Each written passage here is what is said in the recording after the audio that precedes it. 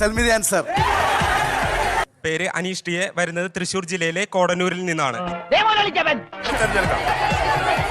പേര് അനീഷ് എന്നാണ്.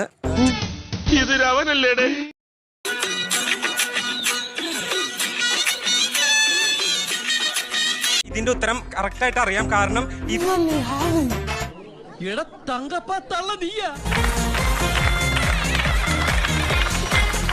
അറിഞ്ഞില്ല, ഇത് ഞാൻ അറിഞ്ഞില്ല. ഇതിന് വേണ്ടി ഞാൻ തൃശ്ശൂരിൽ നിന്ന് പത്തനംതിട്ടയിലോട്ട് പോയിട്ടുണ്ട്.